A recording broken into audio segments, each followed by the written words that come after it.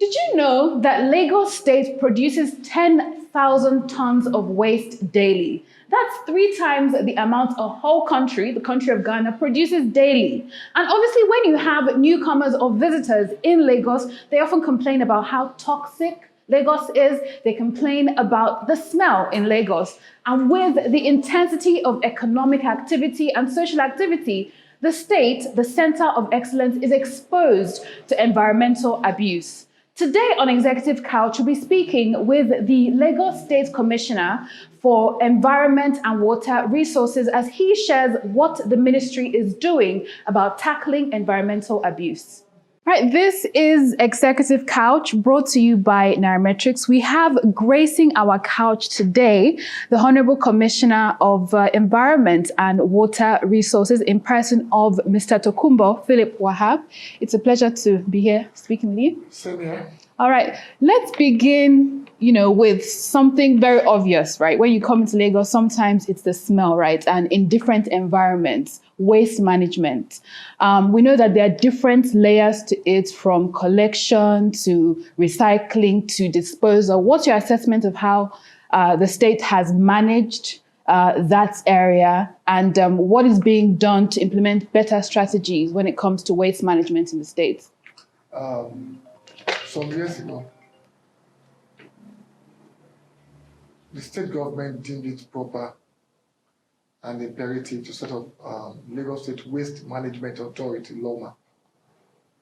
In setting up LOMA as a regulator, they also deemed it fit to have a PSP model, public-private partnership kind of structure in place to help with the cutting away of waste from bulbs. In 2017, a law was also passed to strengthen that system. But things have not been the way they ought to have been. In the sense that most of the PSP operators are having difficulties with respect to the way people tend to free ride the system. And free ride in the sense that people don't like paying for service. They want the PSP operators to come around to cut away their waste. But when it comes to settling the bill, they tend to be very reluctant to pay. So what the government has been doing over time is give bridging funds, do cross subsidies in areas where we have to pay for people that we know cannot pay for those services. But by and large, what we have done in the past 1 year is to take the bull by the horn, segregate these issues, address them in a different, compartmentalized or holistic way, looking at the bigger picture. And what is the bigger picture? Waste is not waste unless you deem them as waste. So we've taken waste as wealth. So we entered into an MOU with the biggest African company that is into waste to wealth, called Juice Pond or Zoom Lion.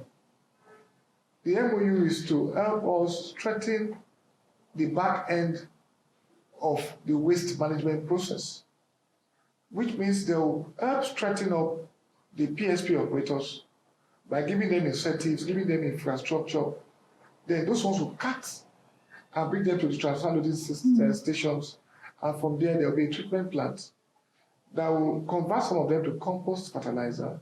Some of them will be plastic, recyclable plastics that want to start giving to Lagosians some of their waste bin, and then the 3% or 4% that is left will now go to landfill. And you've brought up something we wanted to talk about. That is the partnership with the private sector. I think you just mentioned it. Yeah, that's just one. That's just one. Okay, tell us a bit more about how. Then, we also have a waste to energy that we had an MOU with a Dutch company called Harvest Waste. Harvest Waste has the biggest waste to energy infrastructure in the Netherlands, and they are backed by the Dutch government with a trade of about 120 million euros.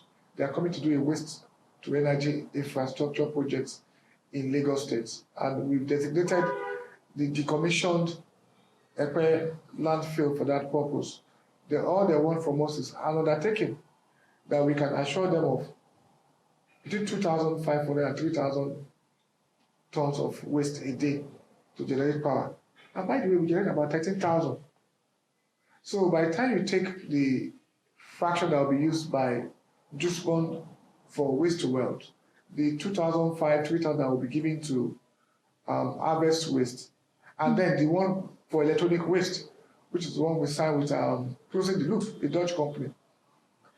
Most of the things you call waste will now become valuable. But most importantly, we also believe strongly that we must start the process to decommission some of our dump sites, waste sites, like Molushosu, and then Solus 1, 2, and 3 around the Limosho corridor. Those conversations are in advanced stage, and it's part of the things that Jospom are going to do. So we found them new landfill that will be used for the purpose. I mean, it's interesting to see how that all pans out. So, I mean, there's a lot that's going on with the private partnerships, private sector involvement. But you also mentioned some level of subsidy in some areas as well. With all that you have said, how sustainable are some of the strategies being adopted right now when it comes to waste management in the long term? How sustainable do you see them being? That's about the way to go. That's about the future. Globally, government subsidizes some of this infrastructure globally. And what do we do? What the template globally is, the low-income areas, government subsidizes them with the revenue from the high-income areas. So what we've done, what we've been doing in Lagos is to call it cross-subsidy, which means the revenue that are available for those high-end areas, we use them to subsidize the low-end areas to give a balance. And then we now do the interventions, because actually the cost of running PSP operation has gone up drastically. Diesel, maintaining their trucks, and other things. If we don't do those interventions, the burden goes to the populace, and you can't overburden the people. So more subsidy, more or less. All right. Let's move on to air pollution, and obviously we know that in the States there's a lot of social activity, economic activity that translates to vehicular emissions and industrial emissions and all. So what's being done to manage some level of compliance when it comes to emissions and pollution from industry and from cars? We know that with the hike in PMS, perhaps less cars on the road, but what's being done to manage that area? Lagos is the first state in this whole region that had launched the carbon registry. And what's a carbon registry? To register your carbon footprints. And then you have carbon credits as a fallout of that. If you look at the way Lagos is doing its own policies, it's very deliberate. We're doing a multimodal kind of transport system. Okay. The hallmark of that for any mega city is the rail transportation. The rail carries so many people, more than you carry on the road. It decongests your road, but people don't see it that way. So for Lagos, we lay much emphasis on our blue line that will ferry between 300 to 500,000 people at full capacity a day between Marina and Okokomaiko. Then we have the red line, going about 32 kilometers from Ebute Meta down to Agbado in Ogun State. Now, once you start that fully, in full operations, that means you'll be ferrying about 1 million people a day. What does it give you? The blue line is fully electronic. No emission at all. It adds to your low emission policy. Yes. Now also, we are doing a lot of investments on the waterways. By doing that, we try to have a platform where we're deploying the resources that we have. A third of Lagos is water. Fair, yes. And that also cuts down your emission. The last bastion of our narrative on that transport leg is our new investment in electronic vehicles. Most of them will be deployed towards the end of this year for the matter. And then for our, is it car ride? That also causes our emission. Now, that is on the public sector. For the private, the advocacy has been on for a while now. Industries have been advised and guided on how to cut down their emission. And for most of them, the narrative is also clear and known to them that global warming, climate change issues are real issues. We can't keep playing the ostrich and believing things will change magically. It doesn't happen that way. You have to be deliberate, purposeful, and well-driven to bring purposeful change to your people. And this particular area is very critical for us. Lagos is having an existential challenge as a coastal state. So we are below sea level. When the Atlantic rises and it's raining heavily, you have water flooding, flash flooding. It's all over the world now. But for us as a state, we can't fold our hands and allow that happen to us. Especially when they've said in the past that Lagos will go under in 50 years, blah, blah, blah. Those are things that you can't allow happen. If as humans, we will be given the wisdom and the brain to think, that means we must make plans and put in place infrastructure to push back about and against that. Are there timelines? I mean, you mentioned the electric vehicles and all of that. Are there timelines to drive the country before the end of this year and the first quarter of next year?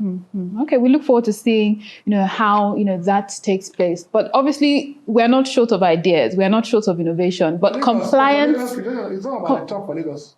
For Lagos, it's about putting our skin in the game. So driving compliance, I think, is key. How does the ministry plan to drive compliance? There is a leg of the ministry, one of our MDs, LASEPA, the Environmental Protection Agency. They are fully into that. Even the carbon registry is domiciled in that agency deliberately.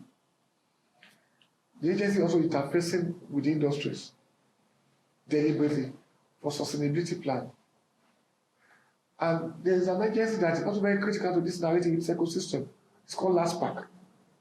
Tree planting is also very key in this whole narrative about air pollution.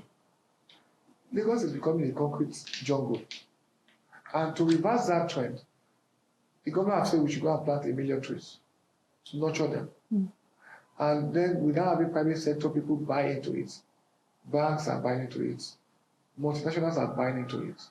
So collectively, we are ramping up capacity to achieve that goal and that target. That is how the ecosystem works. So between LASPAC and LASEPA and some of the departments in the main ministry, there's a target to cut down on emission, carbon emission, and then ramp up clean air and clean Lagos, or cleaner Lagos. Yes, I'm sure that's what Lagos definitely needs. You've spoken a little bit about climate change, and that's a huge conversation right now. You've highlighted the fact that we're a coastal state. So what right now is being done? Obviously, we're even in that season right now. Drainages are blocked. We're seeing floods, here and there. How is that? Is a huge issue in Lagos. How is that being addressed? What are some of the strategies that are coming to play? It's only a madman that will do something the same way and expect a different result. People believe when they are badly behaved, there should not be consequences. Over the years, people have built on floodplains. Over the years, people have willfully built on canal paths. Over the years, people have deliberately blocked stormwater channels. When you had this bad behavior, to the essential question about Lagos being a coastal state, bordered by the Atlantic and the lagoon and the creeks, there was no way, except we want to lie to one another, that we won't have flash flooding. Now, when it rains heavily, and you have a rain that's supposed to take place, last you for a week, pouring in just 2-3 hours, the water level naturally goes up. Right, okay. And once that water level goes up, the storm water will not be able to discharge into the lagoon or the Atlantic. That's why you have flash flooding. What have we done differently? We've ensured those persons that built on the floodplain, that are built on canals, that are built to block channels, we've removed those contraventions. And as we're removing them, we're also putting in place the resilient infrastructure that will help discharge the storm water into the lagoon or the Atlantic. Are there specific areas where this is being done, and what's your experience Statewide. Dealing with those communities? I'll start with, for instance, System 1. System 1 is the most critical of all the systems in Lagos State. It starts from Oba, through the whole of Ikeja, through Maryland, Koshofe, and then discharges into the lagoon. Some months back, we had to painfully remove a portion of an estate, Mende Villa, that built on System 1. Before getting to Mende Villa, we had gone around Aro Jobe, Sholui. We marked all the houses. They've been on this for about 2 years plus, insisting that these are the reasons why you must remove this contravention. This is a floodplain, and if we don't protect System 1, this whole area will get flooded and submerged. But people tend to believe they can use man-to-man and media blackmail to stop government from doing what is right and proper, or the overriding public interest. So, as we in office last year, September, we served them notices again. We engaged them, and we also got the member of the House of Assembly representing that constituency to be at the meeting. They all admitted that there were infractions that dated back to years ago, and that if we can help them find a way, there's no way around it. Water will find its level. And we have to protect the life and property of 22 million Lagosians as against this infraction by you guys here. And when it was time to remove them, we had to do what we had to do. And was provision made for them? How would I make provision? If you bring government for deploying government resources to cure an infraction that you caused. It's like saying I should go and compensate you for bad behavior. Who does that? In a good climb, they should be penalized for doing what is wrong. So, but by and large, that is just one. Then there's System 44 around Ekota. Same thing that happened. People deliberately built, obliterated the whole channel, and for years it was getting flooded. We had to remove it. We now had to give them a trapezoidal drainage to discharge into the Kota Creek. And we're doing that across the states. The same thing for 156 and 157 around Orchid Road. These are things that we did statewide. We did the same thing around Ayobo, Ipaja. The same thing we're doing.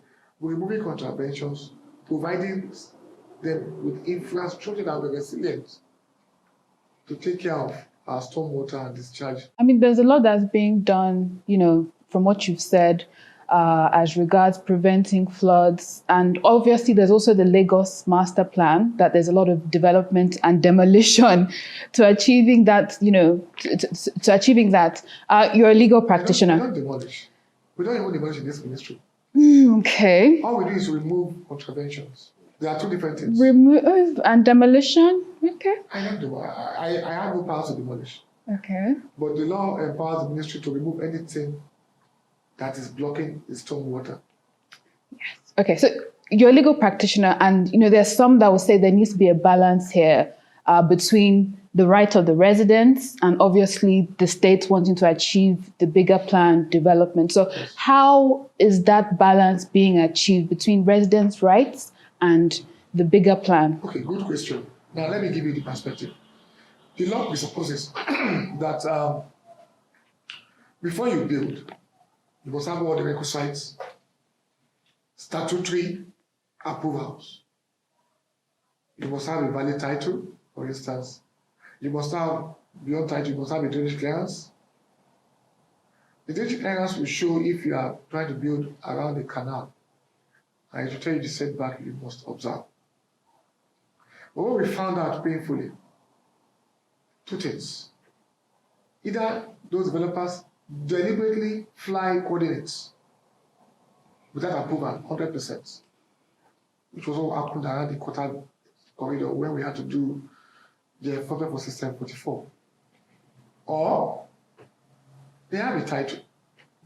They will now game system using one approval to go and do beyond what the approval limits given to them is.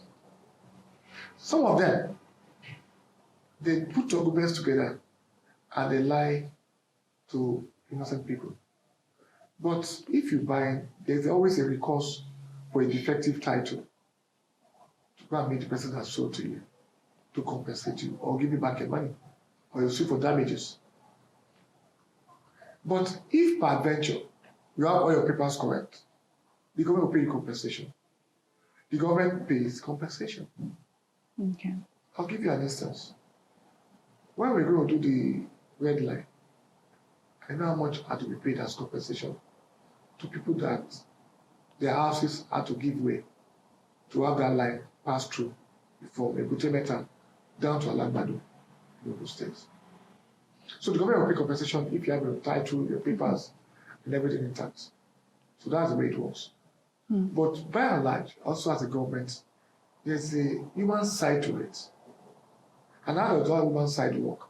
We put the overriding public interest on the scale. Vis-a-vis, how do we manage the damages that we do to these persons? Is there a way we can find a middle course? And that middle course must not also impact negatively the majority of the citizens. If they say by standard we should take 120 meters, the first question I ask is, if we do 100 meters or 80 and we save some houses, can we still achieve our goal? And if they say yes, we go for that lesser evil. And we did that around Systems 1. The measurement was 120, 140. We ended up using 100. And the 140 or the 100 was meant to be on the side. We had to shift 40 meters to the other side. That's the good side. And we now put 60 on the Maryland side to have a balance and minimize the number of houses that were going to be removed on the right of way for Systems 1. All right, so there's definitely a lot going on, to create that balance, right, as you have mentioned. But the bigger plan, the Lagos Master Plan, where are we with that right now? What are the challenges along the way? And the Master Plan is an ongoing project. There is a master plan, but also our development evolved. We also need to tweak to be realistic about it. And for the drainage master plan, we're also doing a lot of tweaking and engagements continuously all year round. Before we come to a community, we also engage them fully. Say, okay, these are the things that are meant to be here. These are the infractions we have noticed. We may have to go this route to be able to achieve this. So most times we have their buy-in. So the master plan is intact. What we do is, over time, we find a way to tweak it, if need be, or to tell them we are coming to this phase of this master plan now. We tell them to our drainage master plan. For instance, was it earlier this year or late last year? We had to have a consultation forum for people in Koshofe, Ibeju, Ikorodu, Ekwe, and I think Shomoli or something, to inform them of the amended master plan we're trying to put in place, and then we are seeking their input into it. So it's an organic thing that they can own as a community. There's community engagement going on there. Fully. Let's come to, urban development and public spaces. We know that a huge tourist attraction in Lagos, the beaches, but we are seeing a number of them become less and less attractive, sometimes due to construction, legal or illegal, the shanties and all of that are being built, the cleanliness or the dirt, along the beaches. So what is being done to address that and preserve, some of these beaches that are, huge tourist attraction for the state? Thank you very much. Some weeks back, also months now, deliberately will be removing shanties Along those coastal corridor. And we're not stopping at that. We're also trying to let them that these areas are not meant to be distorted the way you're doing it. Beyond tourism, Lagos was able to account for the number of people in Lagos State. That's why we have LASRA. People that are occupying shanties, how many of them can we account for? It's a major security risk. Beyond the security risk, is a major stretch on the infrastructure of the state. The only way you make planning is when you know the number of people that are coming to this corridor, for instance. Yeah. How many schools would they need? How many toilets would they need? How about the hospitals? This is how you plan. But when they come in and without standing condescending and they're mopping up shanties, it becomes a major security threat. People that are trying to do genuine business will be scared. It will now impact your tourism vision for the state. And so what we're doing is trying to make them relocate to decent places so we can clean those corridors up. Mm-hmm. Are these measures sustainable? Sometimes you clear them up and then you see some of them crop up again. So is there a long-term plan to make sure that our beaches are preserved, no shanties, no dirt and all? Well, they are sustainable. It's a sustainable measure. Okay. As a government, you can't throw your hands up and give up. You have to keep doing what you have to do to secure the lives and properties of your citizens, to preserve your environment also. So we have to keep doing what we have to do, sustain it, ramp up the advocacy also, and provide them alternatives. And we're doing that, like we did in last one, Dangote. What alternatives, right, for those who are displaced? What provision is being made for them? There are two options here. There are two types of people that are displaced here. Are you occupying the space legally, rightly? In that wise, we pay you compensation. But if you're occupying a shanty, it's called a shanty. You mentioned, you said it's legal shanty. That's what you said yourself. So who do I pay for a legal shanty? Somebody I can't account for. I don't even know. Would be a criminal for all I care. So for the overriding public interest, we have to just ensure we remove those shanties. Those that are to be relocated to low-cost houses, we'll give them allocations, but we must be able to account for it to allocate, so to move you. We must, look, you occupy this place. I'll give you a practical example. The last one, Dangote, when we had to reclaim this place and remove the shanties, we said to them, those that had original allocation, their houses can't be touched until we pay them compensation. But for the squatters, we even gave them something to move them out. They were paid or something? Yes, we use an NGO to account for them, enumerate them, and then say, you do this for us. I'll do that across the states.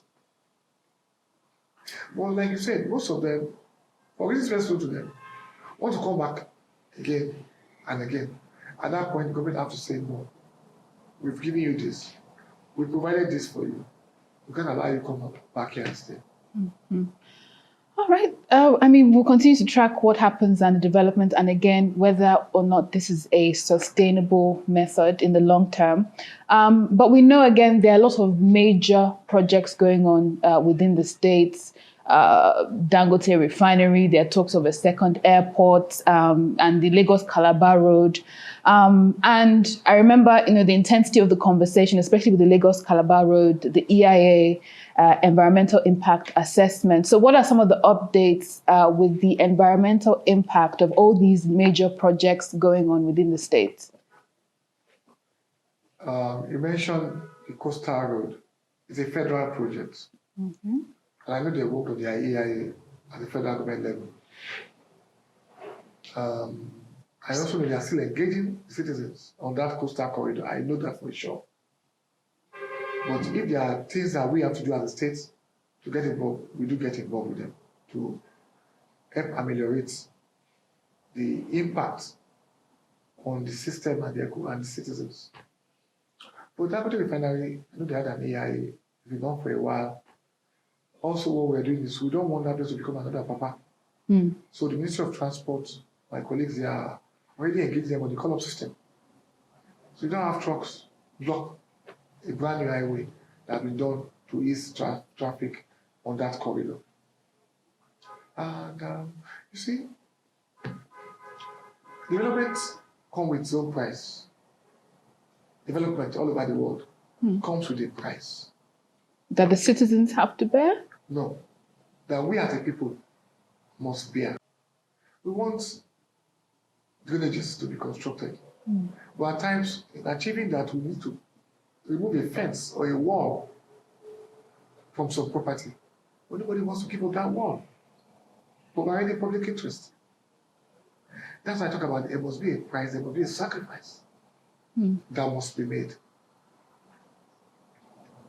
It's not so easy for you to say, okay, why do we have to, for instance, provide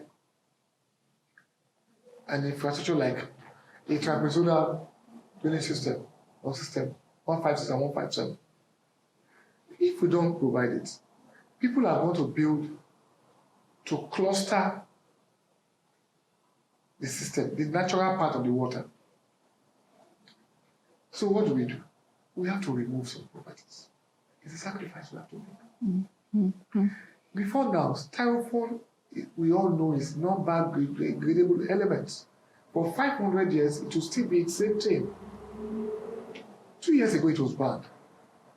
And what we had to do this year was implement in Lagos. Because the study has shown that they block our drainage system. And then, with our own exterior challenge as the coastal states, we experience flooding. So now we have to ban it. It's a huge sacrifice. The target is to ban single-use plastics. But because of the economic crunch, we have to phase it out gradually. Styrofoam is the most dangerous of all the elements. And that's why we banned that in January.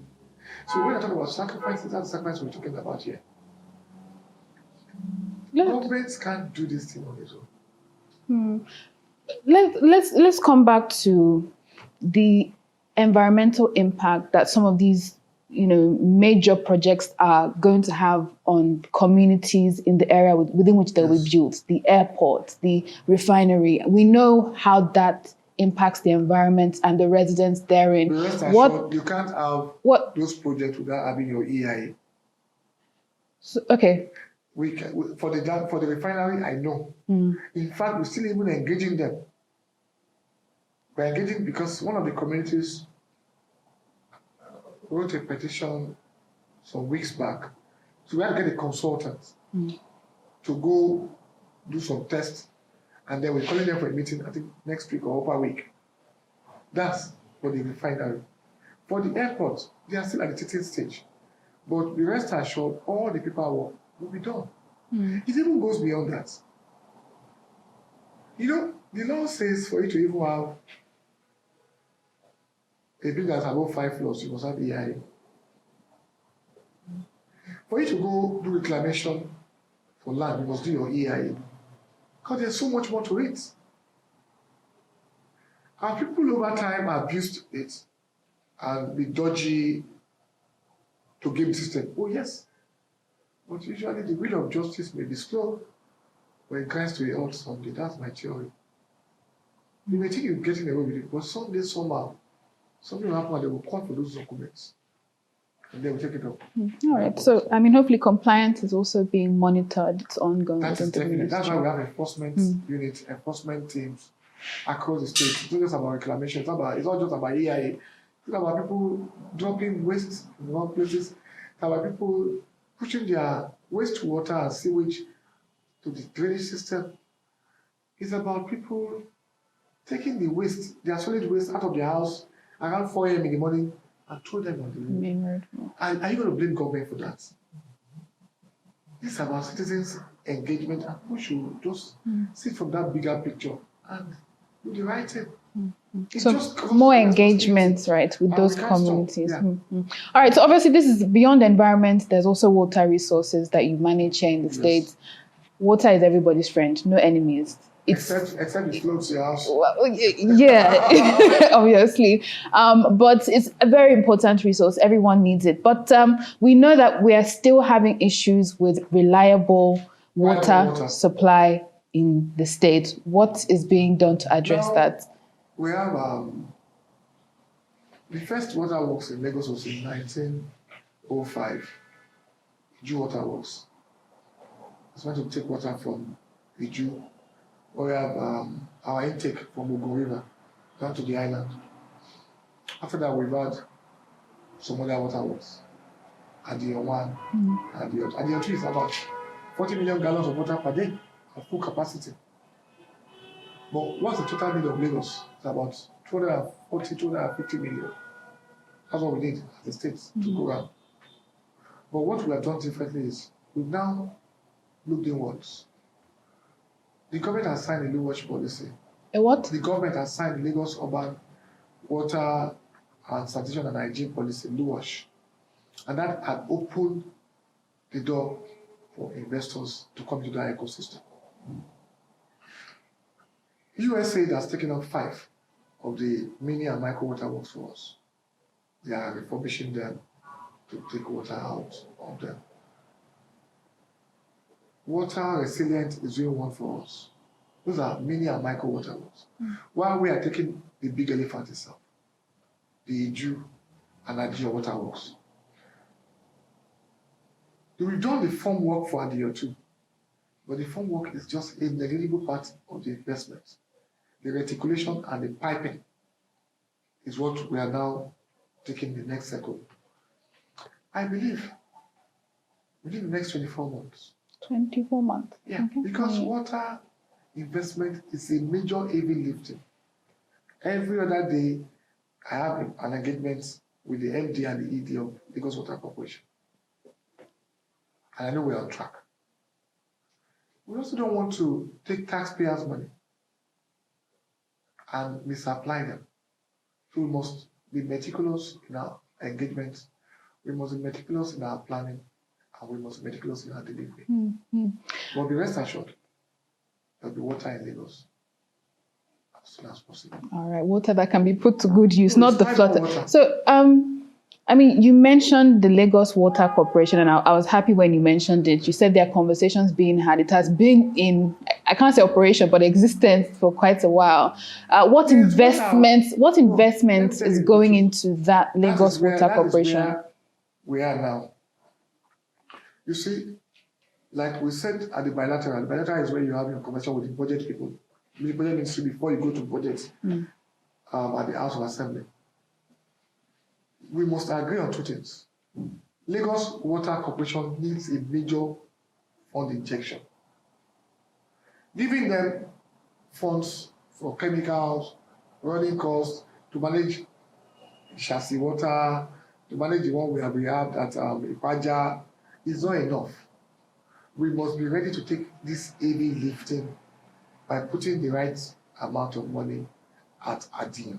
Adio 2 is the biggest. We are working on Iju. We are paying the power supply people and everything. We've paid for compensation for right of way, for instance, for Ogun State, because that's where the clean water comes in from, Ogun River. It's not enough for us to do those minor investments. We must agree, and they have agreed, so, okay, you know what? How much do we actually need for Adio? I've seen figures. I can't mention them in public. I've seen huge figures. Investors have said, okay, meet us halfway. We're coming with X amount. You do this for us. We are working on those numbers. But I can assure you, those key investments are going to Lagos Water Corporation. And we've also handled the human element. They have downsized. They are trimmed and fit and ready to go now. And I believe if we've not done the right things, USAID will not take up 5 of our water, like mini and micro water works, and refurbish and getting them ready to discharge and put water out to the public. And water resilient will not do the same thing, or water aid will not do the same thing. So it tells you we are doing some things right. But you see, investment in this critical infrastructure is like you are planting a bamboo tree. The first few years you have to water it. You won't even see it come out of the earth. But it goes to take its roots firmly underneath. And by the time you start squatting out, you just see the beauty of the majesty of the bamboo tree. And the work started. Nobody knows what you've done at the back end. They don't see your show. They don't see your show. They don't know your workshop. And nobody cares about your workshop. Fair enough. Hopefully they will eventually, right? That's why we have these conversations, so they see the work being done. We know that, I mean, you mentioned the human element in all of this, right? And we know that because of that lack somewhat in supply, reliable water supply, there has been that uncontrolled drilling of boreholes, right? Which is not good for the aquifers. Yeah, so I mean, speak to that a bit and what is being done to address that issue. In reality, it's not enough to say, don't drill boreholes when you've not given them a better alternative. So now that we've started the narrative to say, this is where we're going, the moment we get it right, the people themselves will be encouraged to use borehole. It sounds too logical. I stay in an estate. I don't have a borehole. I use the estate water. And I pay for it. That's the second leg of the argument we have to start saying to our people. Paying for water. It's cheaper to pay for the water service when you get it than for you to patronize water tankers or drill boreholes. But when people believe this service should be free, it calls to question our mindset about free riding. All over the world, people pay for water. Will it be subsidized? Oh, yes. It's normal. But you have to pay for that service. It's like going to the UK and claiming that Thames Water will give you water for free because you are poor. Somebody has to pay for it. Right. So, I mean, the time will come, hopefully, right? When there's that ample supply, and hopefully... we want to start pushing that water from those mini and micro water works being refurbished by USAID. And then I believe that also tests the resolve of our people, test their readiness to see how they see paying for service. All right. I mean, before we tie things together, let's talk about sanitation in the state and what is being done, especially in the markets and all of that. We know that there was the monthly sanitation exercise before. Is that going to come back? And it's coming back. Let me just say it for free. When? We're doing the advocacy now, and I believe anytime before the end of this year, the governor will announce that. Now, there was a misconception in the past that there was a judgment of courts asking us not to do something. It was a total misconception by the media. And I believe the media should be at the vanguard of promoting the right values. Information. The Court of Appeal judgment was in favor of Lagos State government. And I know the appellant had gone to Supreme Court, but there is no order receiving state government from overriding public interest. So what we're doing now is the advocacy, the enlightenment, the sensitization, helping our people that look, you have to start preparing mind for this. But beyond that, we also need to imbibe the values of cleanliness is next to godliness. How do you wake up in the morning, take your waste, and pour it into a drainage part of your house? How? How do you even think it? How do you rationalize it to yourself? It's good to do that. So, I mean, it's going to take a lot of engagement and sensitization with the market. So that is ongoing right now. Because they do this every Thursday. For every market in Lagos, every Thursday is for environmentals at the early morning, between the hours of 7 and 9 or 10. They don't open for business. So theirs is easier. But if you need to now go and take it home, that culture of the market women, men, traders, take it home and replicate it. So that's where the advocacy and the enlightenment is all about for us. At least we'll hear the announcement, and obviously we'll need to see how this is sustained long term and how it is enforced. We started off this conversation with you talking about a lot of partnerships, right, with the private sector to drive, waste management and all of that. So we're going to wrap it up again with, some of the collaborations and partnerships that we have heard of, and perhaps just need an update on. Close the Loop PV. Yes, the smelter plant for e-waste. What are some of the updates with that project, as well as the Harvest Waste Consortium? Okay, thank you. The two are Dutch companies. And we were in the Netherlands earlier in the year to see what they've done in these respective areas. And electronic waste is one of the biggest waste people are talking about. And Closing the Loop is one of the biggest companies. So now they're going to set up an industry for that purpose here in Lagos. An industry? Yes, for that purpose. What they've been doing before that is buy the electronic waste, ship it out, repurpose it, and send it back. But now, that factory will be set up in Lagos. For harvest waste, like I said, we're going to give them a portion of land, and then we're going to guarantee them between 2,500 and 3,000 tons of waste out of our 13,000, 40,000 tons of waste a day to generate power. That's also in an advanced stage. They've done their business study, they've done everything. And I know the Dutch government is putting about 120 million euros behind it for them. And they've given us the assurances, the serious transaction they are doing. For Juice Pump, we've had all the meetings, we're looking at the numbers, and they're also good to go. The equipment they're going to use have been commissioned, and I think in the next 6-7 months, it should be on ground.